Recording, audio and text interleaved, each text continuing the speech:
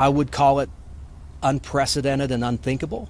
A brazen escape, as Boise police say 2 suspects armed and dangerous are on the run, and the search is on to find them after an overnight shooting attack at Saint Alphonsus Regional Medical Center just outside of the emergency room left 3 IDOC officers injured and an inmate and his apparent accomplice on the run. They are dangerous, they are armed, and they have shown a propensity for violence. I'm senior reporter Roland Barris for Idaho News 6. Thanks for joining us tonight. And we begin tonight with team coverage of this developing story on the Boise bench. Let's head first to Boise bench neighborhood reporter Jessica Davis, who joins us live with the latest on what happened. Those 2 people are still on the run, with agencies across the valley keeping their eyes out. I'm your neighborhood reporter Jessica Davis. And Wednesday afternoon, Boise Police Department and the Idaho Department of Corrections held a press conference in regards to the escaped inmate Skylar Mead and what led to his escape. We believe that this was a coordinated attack, ambush on the Department of Corrections officers, and certainly a planned endeavor to free him from custody. A shootout at a Boise hospital leaves 3 correctional officers injured and an inmate on the run. At 9:35 Tuesday night, officers say inmate Skylar Mead harmed himself at the state prison to the point he needed emergency medical treatment at Saint Alphonsus. They got there 15 minutes later, where he was treated for several hours. But as officers were escorting Mead out of the emergency room around 2:08 a.m., they were attacked. Police say Mead's accomplice shot the 2 officers, hitting 2 of them. They then took off in a gray 4-door sedan with Idaho plates, believed to be a Honda Civic. That first call to police reporting shots fired coming in at 2:15. A preliminary investigation indicates that Mead and the shooting suspect got into a gray 4-door sedan, possibly a Honda Civic, and fled the area just prior to Boise police officers arriving.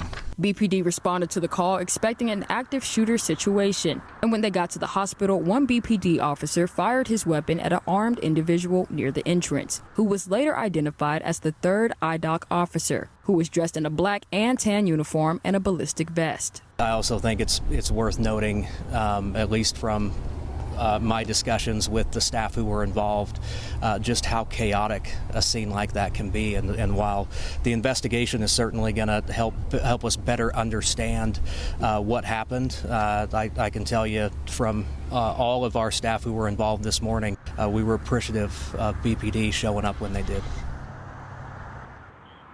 Now, officers do not have the name of the accomplice or the accomplices who helped Mead escape. And what they're focusing on right now is that getaway vehicle, that 2020 gray sedan, 4-door sedan that could possibly be a Honda Civic. Now, in regards to the 3 IDOC officers who were injured, 1 officer who was shot by the suspect is stable but in critical condition. Another officer who was shot by the suspect is in critical condition but non-life-threatening injuries, and another officer who was shot by a responding BPD officer received non-life-threatening injuries. I'm your neighborhood reporter Jessica Davis, reporting here from Saint Alphonsus. The inmate who escaped IDOC custody at the hospital in Boise was housed here at the maximum security prison behind me. I'm your neighborhood reporter, Brendan Jones, and this is about as close as we can get as that facility is on lockdown. Boise police say that inmate, Skylar Mead, belonged to the Aryan Knights prison gang and that he has a history of violence, nearly 8 years into a 20-year prison sentence. Again, Mr. Mead, I believe we have provided photographs and updated photographs of him.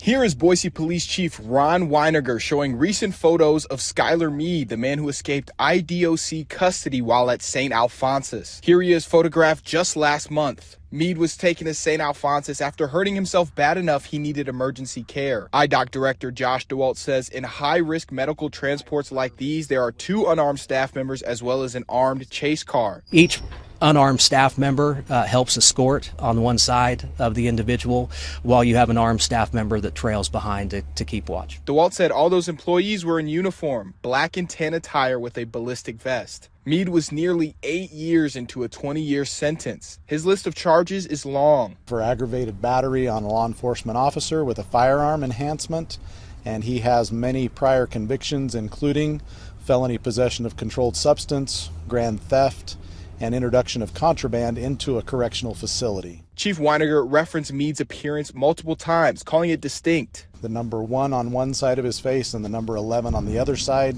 He is a documented gang member, and with the Aryan Knights. The Aryan Knights are a white supremacist Idaho prison gang, according to the Department of Justice. DeWalt says Mead was dangerous in jail too, housed in administrative segregation, and he was charged with bringing contraband into the correctional facility both in 2016 and in 2019. There's not a higher custody level that we manage at the Department of Correction. That's not a classification that is determined by your criminal history. It's a classification that's earned by your behavior while in custody. Mead is bald and stands 5'6" tall. He was last seen wearing shorts and no t-shirt, and he has tattoos on his arms, his face, his chest, as well as the letters AK on his stomach. Police ask people not to approach Mead if they see him and to call 911 immediately. Reporting outside the Idaho Department of Correction, I'm your neighborhood reporter, Brendan Jones, for Idaho News 6. Saint Alphonsus is back up and running with increased security on campus. The emergency department did spend several hours under temporary lockdown this morning while police conducted their investigation. Entrances are still being closely monitored. Chaplain and emotional support services are available and being provided to those impacted at the site. The hospital issuing a statement writing in part, "All patients and staff are safe. The medical center campus is safe and secure and has resumed normal operations." You may have received an alert on your phone, and it's one we don't see very often. It's called a blue alert, and it was just established a few years back. They're a little like Amber Alerts, only they're used when an officer is threatened, attacked, injured, killed, or missing, and the suspect is still at large. Idaho is one of about 36 states who participate in the Blue Alert Network. This, of course, is a developing story, and we will continue to bring you the very latest updates online, on air, and on the Idaho News 6 app as we learn more.